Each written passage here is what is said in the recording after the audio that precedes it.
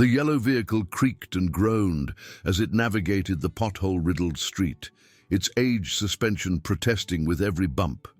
Morning sunlight filtered through grime-stained windows, creating dancing patterns of light and shadow that swept across the worn vinyl seats. The cacophony of teenage voices filled the cramped space. Some students engaged in animated conversations about weekend plans, others buried in their phones, desperately trying to escape into digital worlds that offered refuge from the harsh realities of high school social hierarchies. In the fourth row from the front, a slender figure sat pressed against the window, her auburn hair falling like a curtain around her face. Emma Rodriguez had perfected the art of making herself small, of occupying as little space as possible in a world that seemed determined to remind her of her insignificance. Her fingers traced nervous patterns on the strap of her faded canvas messenger bag, a hand-me-down from her older cousin that had seen better days, but still held her most precious possessions. Dog-eared paperback novels and carefully organized notebooks filled with her meticulous handwriting. At 17, Emma possessed a quiet intelligence that went largely unnoticed by her peers. She devoured books with the same intensity that others consumed social media, finding solace in fictional worlds where outcasts sometimes became heroes, and kindness eventually triumphed over cruelty. Her teachers recognized her potential, often commenting on her thoughtful essays and insightful class contributions when she occasionally found the courage to speak up. But in the brutal social ecosystem of Roosevelt High School, intelligence without confidence was often perceived as weakness.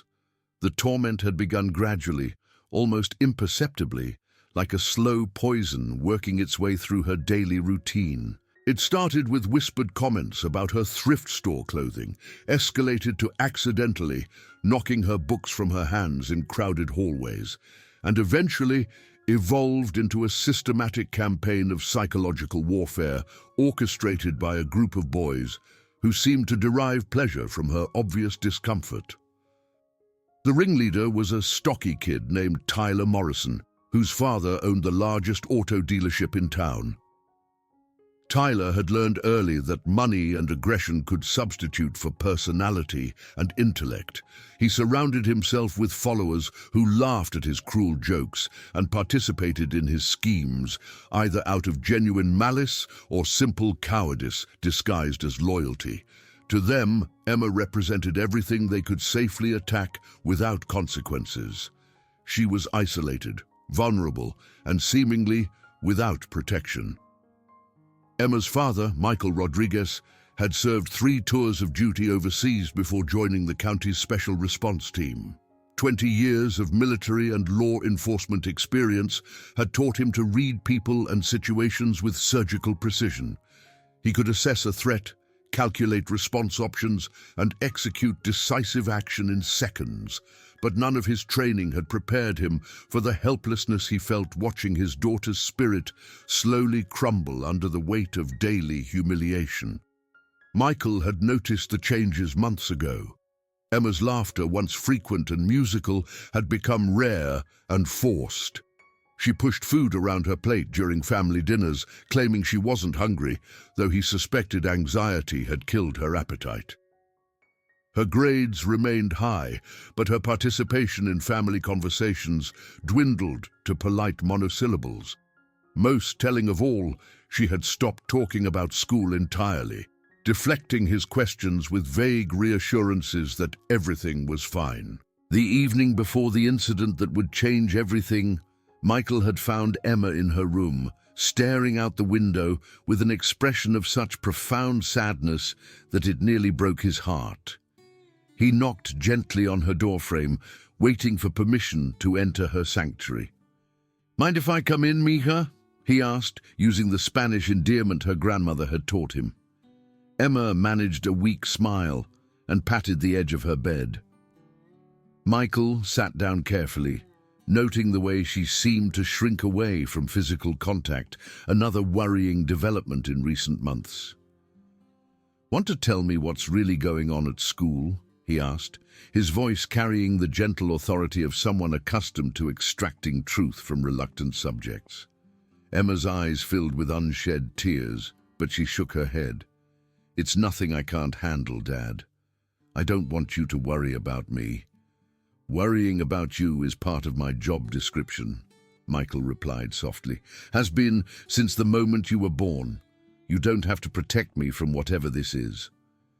For a moment, he thought she might open up, might finally share the burden she was carrying alone. But Emma simply hugged her knees to her chest and repeated her familiar refrain. "I'm okay, Dad. Really." That night, Michael lay awake planning. His daughter's obvious distress, combined with his professional instincts, told him that intervention was necessary, but he needed intelligence before he could act effectively. Emma clearly felt unable or unwilling to confide in him, which suggested the problem was more serious than typical teenage social drama. The next morning, Michael made a decision that would have far-reaching consequences. Instead of heading to the precinct for his usual shift, he called in a personal day and prepared to conduct reconnaissance. He dressed in civilian clothes, worn jeans, a flannel shirt, and a baseball cap pulled low over his eyes, and positioned himself at the bus stop 15 minutes before Emma's usual pickup time.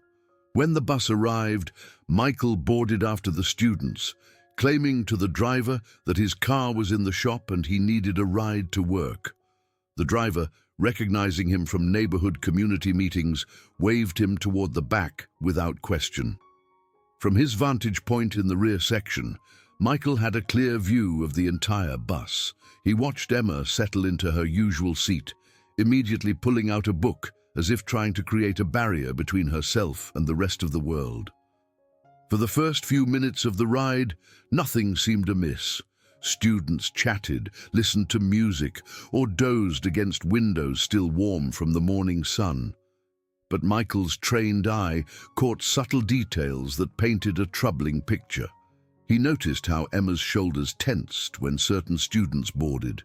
He observed the way she kept her gaze fixed downward, avoiding eye contact with anyone. Most significantly, he saw how other students seemed to give her a wide berth, as if association with her might somehow contaminate them with her social pariah status. The transformation in atmosphere was almost palpable when Tyler Morrison and his crew climbed aboard at the third stop. Their very presence seemed to electrify the air with malevolent potential. Michael watched Tyler scan the bus until his eyes fixed on Emma, a predatory smile spreading across his face. "Look who's here," Tyler announced loudly enough for most of the bus to hear. Little Miss Bookworm, reading her stories about dragons and princesses. Emma's hands tightened around her paperback novel, but she didn't look up. Michael felt his jaw clench as he watched his daughter try to make herself invisible. Tyler strutted down the aisle, his friends trailing behind like eager apprentices. "What's the matter, Emma? Cat got your tongue again?" He stopped directly beside her seat, his bulk blocking the light from the window. Michael's muscles coiled with barely restrained energy. Every instinct screamed at him to intervene, but something deeper held him back. He needed to understand the full scope of what Emma faced daily. He needed to witness the complete picture before he could devise an appropriate response. "I'm talking to you," Tyler continued, his voice dropping to a menacing whisper that only Emma and those closest to her could hear. "It's rude to ignore people when they're trying to be friendly." Emma finally looked up, her eyes wide with familiar fear. I'm sorry. I was just reading." "You're always just reading," another boy chimed in. "Don't you have any friends to talk to instead of those stupid books?" The question hung in the air like a blade. Emma's face flushed crimson as scattered laughter rippled through nearby seats. Michael felt his heart shatter as he watched his daughter's humiliation play out in real time. "Maybe she thinks she's too good to talk to us regular people," Tyler suggested, with mock hurt in his voice. "Maybe she thinks reading all those books makes her smarter than everyone else." "No, that's not." I don't think that, Emma stammered, her voice barely audible above the engine noise. Then prove it, Tyler demanded. Put the book away and have a conversation like a normal person. Emma's hands trembled as she closed her novel and placed it in her lap. Michael could see the effort it took for her to lift her eyes and meet Tyler's gaze. See? That wasn't so hard, Tyler said with false sweetness. Now let's talk about something interesting. Like why you always dress like you got your clothes from a garage sale. More laughter erupted around them. Emma's face went from red to white, and Michael saw her shrink further into her seat.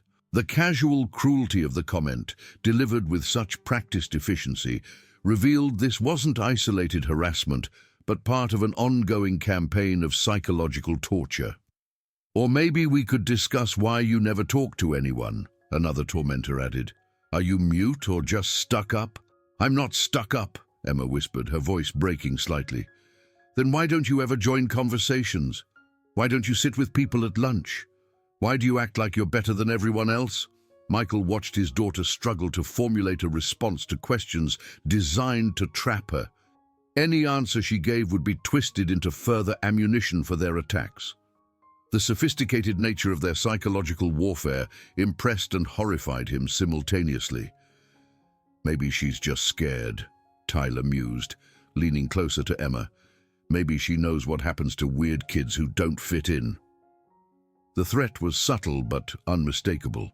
Michael felt his professional calm beginning to crack as he witnessed the systematic destruction of his daughter's self-esteem. Emma hugged her book to her chest, like a shield. Please, just leave me alone. Oh, now she wants to be left alone, Tyler announced to his audience, after we've been so nice trying to include her in our conversation. The bus hit a particularly deep pothole, jostling everyone.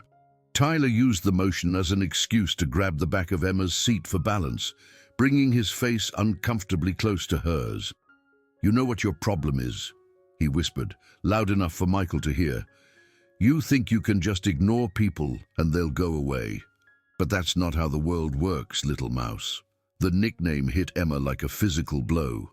Michael saw her flinch and realized this wasn't the first time she'd been called that degrading name. Some of us don't just disappear because you pretend we don't exist, Tyler continued. Some of us believe in teaching lessons to people who think they're special. Michael's training kicked in as he assessed the situation. Tyler's body language had shifted from casual intimidation to something more aggressive. His friends were creating a loose circle around Emma's seat, effectively trapping her. Other students were either watching with fascination or pointedly looking away, practicing the willful blindness that enabled such behavior to continue unchecked. I think our little mouse needs to learn some respect, Tyler announced, his voice carrying enough authority to command attention from half the bus. Emma's breathing became shallow and rapid. Michael recognized the early stages of a panic response and felt his own adrenaline surge in preparation for action. What do you think, guys? Should we teach her some manners? The chorus of agreement from Tyler's followers sent ice through Michael's veins. This was escalating beyond verbal abuse into territory that demanded immediate intervention. Tyler reached out slowly, deliberately, his hand moving toward Emma's throat. Let's start with teaching her to speak up when people talk to her. The moment Tyler's fingers made contact with Emma's neck, several things happened simultaneously. Emma gasped audibly, her book falling from nerveless fingers to scatter across the dirty floor. The bus went completely silent, except for the rumble of the engine. And Michael Rodriguez rose from his seat like an avenging angel. His 6-foot frame seemed to fill the entire rear section of the bus. The casual clothes couldn't disguise the predatory grace of a man trained to neutralize threats with surgical precision. Every eye turned toward him as he began walking down the aisle with measured, deliberate steps. Take your hands off her. Now. Michael's voice carried the unmistakable authority of someone accustomed to being obeyed without question. It wasn't loud, but it carried through the bus like thunder, reaching every corner and settling into every mind with uncomfortable weight. Tyler's hand jerked away from Emma's throat as if he'd been burned. He spun around to face this unexpected threat, his bravado evaporating under Michael's steady gaze. "I said now," Michael repeated, continuing his advance down the aisle. Each step seemed to reduce Tyler's apparent size, transforming him from intimidating bully to frightened child. Who are you?" Tyler stammered, backing away until he bumped into one of his own friends. Michael didn't answer immediately. He continued walking until he stood directly in front of Tyler, close enough that the teenager had to crane his neck to maintain eye contact. The silence stretched taut as every person on the bus waited to see what would happen next. "I'm Emma's father," Michael said quietly, "and I just watched you put your hands on my daughter." The color drained from Tyler's face as the implications sank in. His friends seemed to melt away, suddenly finding reasons to examine their phones or stare out windows. I didn't hurt her or anything," Tyler protested weakly. "We were just talking." "Talking," Michael repeated thoughtfully. "Is that what you call wrapping your fingers around someone's throat?" Tyler's mouth opened and closed soundlessly, like a fish gasping for air. Michael took another step closer, his voice dropping to a register that only Tyler could hear clearly. "Do you know what I do for a living, son?" Tyler shook his head, unable to find his voice. "I'm a police officer. Specifically, I'm trained to deal with people who think they can intimidate and hurt others without consequences." Michael paused, letting the words sink in. "Right now, you remind me of some of those people." "I'm sorry," Tyler whispered. "I didn't know." "You didn't know what?" "That she had a father, that someone might be watching, that your actions might have consequences." Michael's tone remained controlled, but the underlying steel was unmistakable. "Or did you not know that what you just did constitutes assault under state law?" Tyler's friends had abandoned all pretense of loyalty, distancing themselves both physically and socially from their former leader. The bus driver kept glancing in the rearview mirror, uncertain whether to intervene or stay focused on the road. Michael straightened to his full height and addressed the entire bus. "I want everyone to listen carefully, because this message is for all of you, not just him." 40 pairs of eyes fixed on him with rapt attention. "What I witnessed here today isn't just bullying. It's systematic harassment, intimidation, and ultimately assault. Every single person who participated, who laughed, who watched and did nothing, you're all part of the problem." His gaze swept across the seats, making contact with students who squirmed under his scrutiny. "But here's what's going to change, starting right now. My daughter is going to ride this bus every day with her head held high, knowing that she has every right to be here. She's going to read her books, do her homework, and exist in peace. And if anyone decides to continue this pattern of behavior, they're going to answer to me personally." Emma sat frozen in her seat, tears streaming down her face.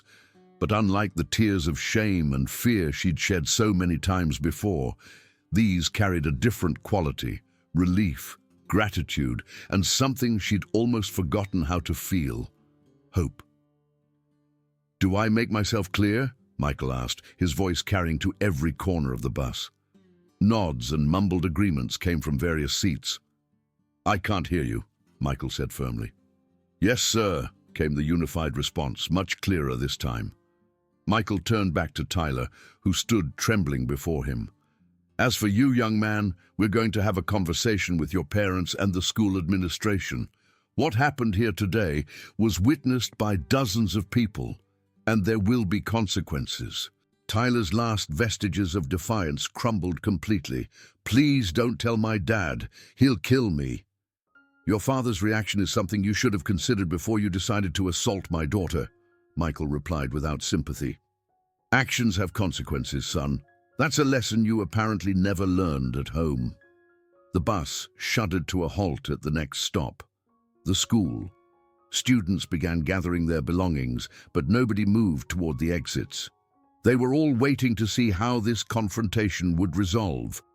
Michael extended his hand toward Emma, who took it gratefully and allowed him to help her stand. Her legs shook slightly, whether from fear, adrenaline, or overwhelming emotion, he couldn't tell. "Are you okay, Misha?" he asked softly, using the endearment that always made her smile. Emma nodded, unable to trust her voice. She gathered her scattered books while Michael kept himself positioned between her and Tyler's group. As they prepared to exit the bus, Michael turned for one final address to the students. "Remember what happened here today. Remember that every action has consequences, and every person deserves basic human dignity. And remember that sometimes, when you think nobody is watching, somebody is." Emma walked off the bus with her head up for the first time in months.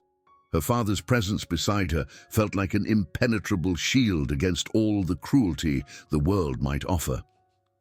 "Dad," she whispered as they approached the school entrance, "you didn't have to do that."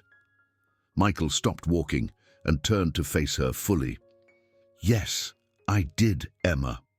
I absolutely did. You're my daughter, and protecting you isn't optional. It's the most important job I'll ever have." Emma's composure finally broke, and she fell into her father's arms, sobbing with relief, gratitude, and the overwhelming emotion of finally feeling safe. "I should have told you sooner," she whispered against his shoulder. "I was so scared it would just make things worse." Michael held her tightly, his own eyes threatening to overflow. "You never have to face something like this alone again. We're a team, remember? Rodriguez against the world. It was their old saying from when she was small, when the world seemed full of infinite possibilities, and her father could fix anything with a hug and a bad joke. Rodriguez against the world, she repeated, and for the first time in months, she actually smiled while saying it. As they walked into the school together, Emma realized that everything really had changed in those few minutes on the bus. Not just her tormentor's behavior, but her own understanding of her worth and her right to exist without fear. The story would spread through Roosevelt High School within hours, growing and changing with each telling. But the core truth would remain constant. Emma Rodriguez was no longer alone, no longer defenseless, and no longer willing to accept cruelty as an inevitable part of her daily existence.